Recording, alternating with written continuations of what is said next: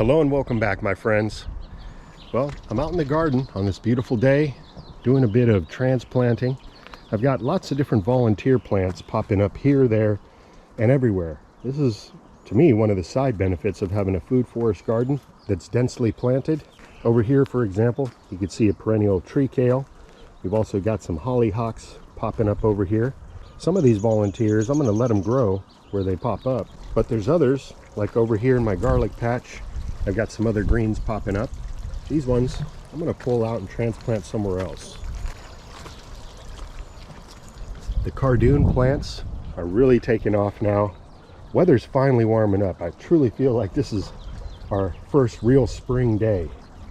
I finished with wrapping all these blue kiddie pools with the burlap, so this water wicking garden here is looking much more natural, and I'm liking it. All the celery you see growing in these water wicking pots were all regrown from store-bought celery. I saved the butt of the stalk, rooted it in a bit of water, and planted them out in these containers, and they're really beginning to take off now. Up to this point, I haven't been adding any water into these tubs. I was just letting the soil thoroughly dry out, not to the point where it's completely dry, but they had been sitting in water through the winter. The celery didn't mind it. You can see the lettuce is also doing wonderful in this container. Later this evening, I'm going to come out here and finish filling up these final containers and get some more crops growing. These containers here, I'm definitely going to be growing some binding crops up the cattle panel. Here I've got a beautiful chayote squash.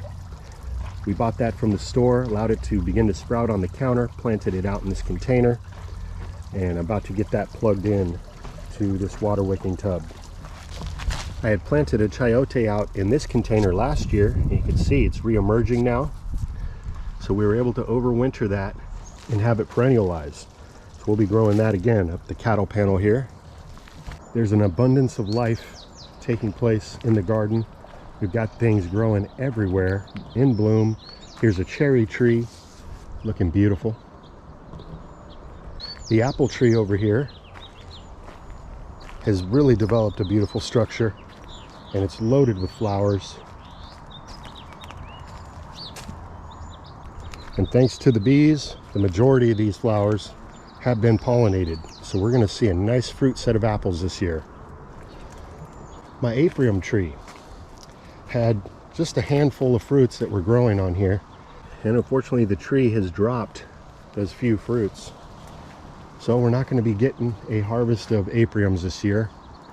Well, maybe a couple. There's one right there. One of the major issues with some of the stone fruits that I grow, especially the apium and the apricot, is that they bloom early. So if you have a cold snap come in, it can really do damage to the pistil of the flowers and cause a very light fruit set. But I'm still able to enjoy the beauty of the tree regardless. And I know we'll have a year upcoming where we have an abundance of fruit like we've had in the past.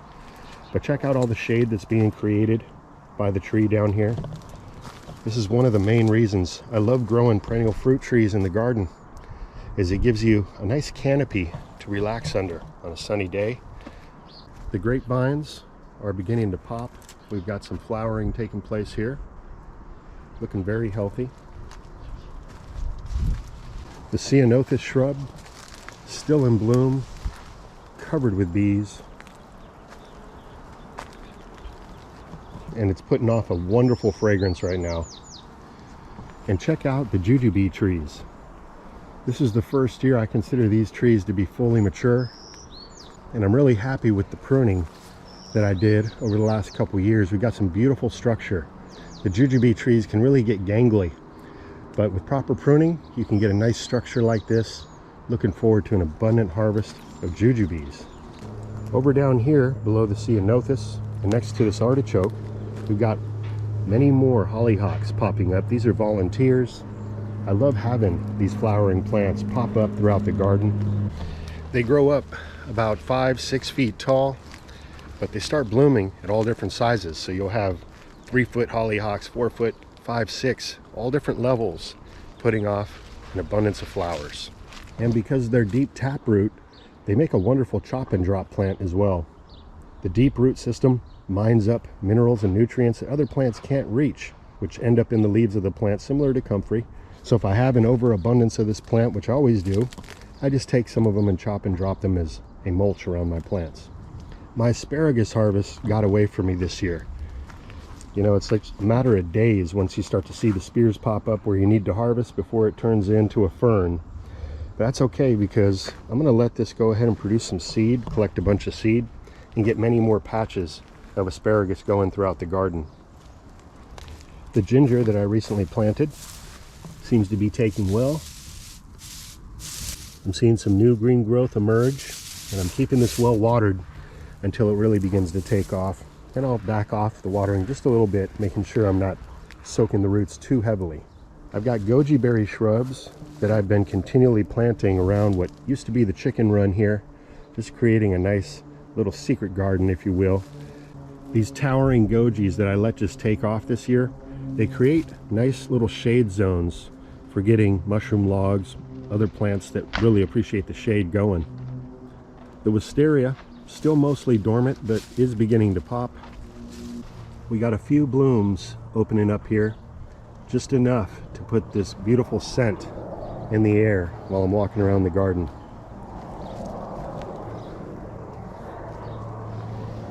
Lully the cat has really become quite the garden cat. She loves to follow me around while I'm out here, and she likes to sleep out here at night as well.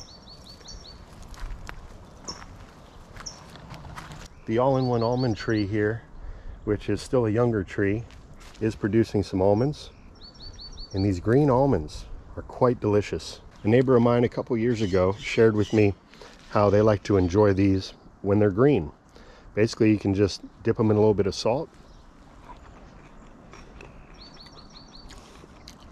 Got a beautiful patch of perennial tree collard and tree kales. These all grew from seed off the mother plant. It just fell and scattered. There's literally 100+ plants growing over here. They're all looking wonderful. We like to come in and harvest the smaller leaves as these are growing up. Those are the most tender, the most delicious when adding into your dishes, soups, stews, or even making a saute. A little over a month ago, I scattered some wildflower seed in many areas throughout the garden. This particular patch has taken very well. You can see all the little sprouts coming up. Looking forward to a beautiful array of flowers popping up over here next to the autumn olive, and we've also got some horseradish coming up here. The pluot tree I have growing over here is setting a tremendous amount of fruits. This is good news. This tree was getting attacked by aphids, but after the treatment we got the upper hand on it. I still see some damage occurring, but we're going to be able to stay on top of that and keep this tree nice and healthy. The goji berry shrub, what a gorgeous specimen this is. Absolute abundance of flowers on here, thousands of flowers. Looking forward to a future berry harvest. Love the goji. Here's another one over here. It's smaller, and that's mainly because it's kind of tucked in under the willow tree here. But this is really just for pollination. This was grown from a seedling. We're getting close to the time where we're going to take the cover off of this greenhouse here. This is the second season that we've used this cover. It's holding up beautifully, and I attribute that in part to the treatment that I do each year, where I basically wash it off and then put a bit of 303 protectant on there that really helps to preserve the plastic. So this stuff is almost looking like new, and once I wash it and treat it with the 303, it's going to shine even better than new. Both last year, but especially this year, this greenhouse held up to some major wind events. It had gotten so bad that there were shingles flying off my neighbor's roof. They're actually having some repair work done right now, and I had shingles from around the neighborhood laying in my yard. But this held up. We were 40-mile-an-hour plus winds. The key really is to pin down that extra flap so you don't allow that air to get up under the cover and turn it into a parachute, and anchor the frame down. Anyways, guys, it's a beautiful day, and you know what I'm gonna do. I'm gonna spend some time out in the garden getting some more things done. It's just a matter of time before the weather really begins to heat up, and then there's a smaller window of opportunity. Days like this, I can get out and spend hours out in the garden. So I'll be filming and bringing you guys along for some of these upcoming projects that I have scheduled. I do appreciate you guys tuning in today. I hope you're having a wonderful day. Until next time, this is Dan from plantabundance.com. Take care. I'll be talking to you again soon.